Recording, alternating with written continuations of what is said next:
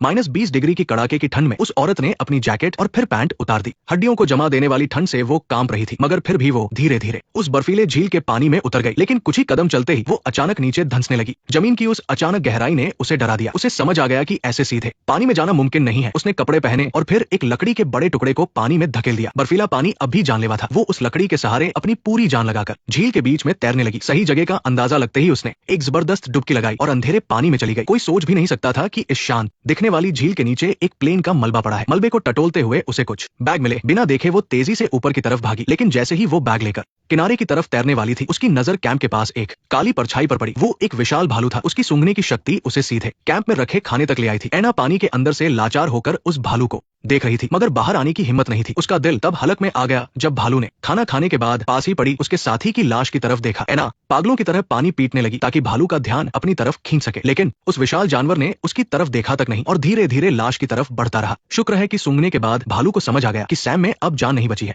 इसलिए उसने उसे खाने का इरादा छोड़ दिया और वहां से चला गया जब तक भालू जंगल की गहराइयों में ओझल नहीं हो गया। ऐना पानी में ही डुबकी रही। उसने राहत की एक लंबी सांस ली, फिर वो किसी तरह हिम्मत करके किनारे पर आई। ऐना ने बेताबी से उन बैग्स को फाड़ा जो वो झील से लाई थी, लेकिन जब उसने अंदर का सामान देखा तो उसका दिल टूट गया। बैग में सिर्फ बेकार रद्दी कागज भरे थे, काम की एक भी चीज नहीं थी। मगर अफसोस करने का वक्त नहीं था। उसने सैम की लाश को घसीटा और पास ही नरम मिट्टी वाली जगह ढूंढकर उसे वही दफना दिया। वो जानती थी कि ये रोने धोने का समय नहीं है। जब उसकी नजर उन कागजों पर पड़ी तो उसे एक तरकीब सूझी। उसने अपनी जेब से एक चश्मा निकाला और लेंस से सूरज की किरणों को कागज पर फोकस किया। आखिरकार एक छोटी सी चिंगारी भड़क उठी। आग की उस लपट ने न सिर्फ उसके चेहरे को रोशन किया, बल्कि उसके बुझते हुए हौसले को भी हवा दे दी। जंगल में जिंदा रहने के लिए सबसे पहले पानी का इंतजाम करना जरूरी था। पास का झरना बर्फीला तो था, लेकिन जानवरों की गंदगी की वजह से उसमें बहुत बैक्टीरिया थे। उसे सीधे पिया नहीं जा सकता था। ऐना फिर से घने जंगल की तरफ निकल पड़ी। कहते हैं ना, कोशिश करने वालों की कभी हार नहीं होती। कुछ दूर चलते ही उसे सूखे पत्तों के नीचे धातु के कुछ टुकड़े मिले। उसने पत्थर से ठोक पीट कर उन्हें एक कटोरे जैसा बना लिया और आग पर रखकर गंदे पानी को उबालना शुरू किया। जैसे ही पानी में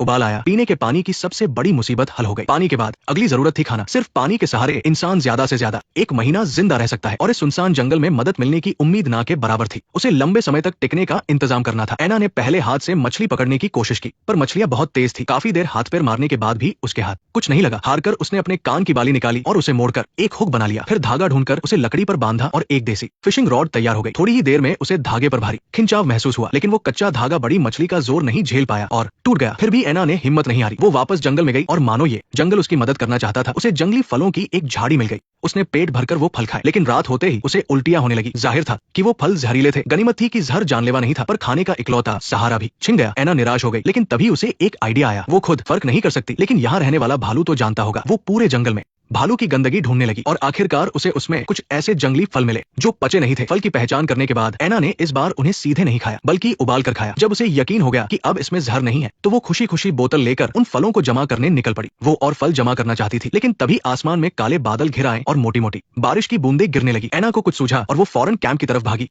उसने सारी खाली बोतलें बारिश का पानी जमा करने के लिए लगा दी और खुद अपने बनाए टेंट में दुबक कर बारिश रुकने का इंतजार करने लगी। बारिश बहुत तेज हो गई। पूरा जंगल धुंध की चादर में लिपट गया। तभी उसे किसी अनजान जानवर की गुर्राने की आवाज सुनाई दी। फिर भारी कदमों की आहट उसकी तरफ बढ़ने लगी। जंगल के अंधेरे में मानो 2 हरी आंखें उसे ही घूर रही थी। क्या ऐना इस मुसीबत से बच पाएगी? उसकी ये जंग क्या मोड़ लेगी? जानेंगे अगले एपिसोड में। नेक्स्ट पार्ट देखने के लिए वीडियो को लाइक करो।